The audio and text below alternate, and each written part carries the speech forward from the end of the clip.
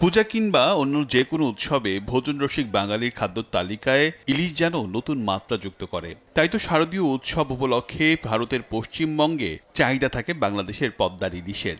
এবারও সরকার 12 লাখ কেজি ইলিশ ভারতে রপ্তানির অনুমতি দিয়েছে। ভারতে রপ্তানি হলেও আকাল দেশের বাজারে। ভরা মৌসুমে বাজারে নেই ইলিশের যথেষ্ট সরবরাহ, আর দামও আকাশ ছোঁয়া। কি বলবো, অনেক বললাম, 1800 বলছি, 1600 বলছি, 1700 বলছি, তারপরে ওরা দেয় না। এখন আমরা কি করবো, আমরা নিতে হইব, ওই কারণে লাস্ট 2000 বলছি, উনি দিচ্ছি।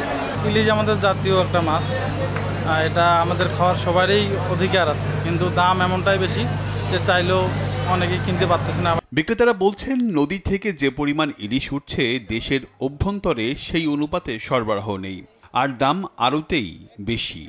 নদীতে মাছ কম, এই হিসাবে কিছু মাছ ইন্ডিয়া যাইতেছে, এই হিসাবে মাছের দামটা একটু বেশি। গত সপ্তাহে এই সপ্তাহে একটু দাম একটু বেশি, কেন মাছ নদীতে একটু কম, এলো একটু দাম একটু বেশি।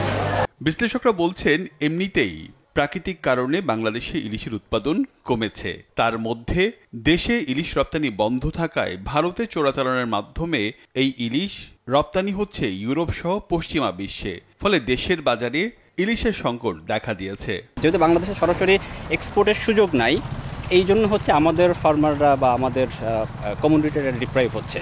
বাট ইলিশ কিন্তু ঠিকই আপনার হচ্ছে দাম বেশি হচ্ছে এবং বিক্রি হচ্ছে। যদি বাংলাদেশ গভর্নমেন্টকে ওপেন করে দেয়, যেহেতু আমাদের চোরাই পথে এক্সপোর্ট হচ্ছেই, যদি গভর্নমেন্ট ওপেন করে তাহলে একটা হিউজ সম্ভাবনা আছে এটাতে ফরেন আর্নিংস আসার জন্য। চোরাচালান ঠেকাতে একদিকে যেমন রপ্তানি খুলে দিতে হবে, তেমনি দেশের অভ্যন্তরে যেন পর্যাপ্ত ইলিশের সরবরাহ থাকে সেটিও নিশ্চিত করার তাগিদ দেন এই বিশেষজ্ঞ। রিয়াজ সেজান, দেশ টিভি, ঢাকা।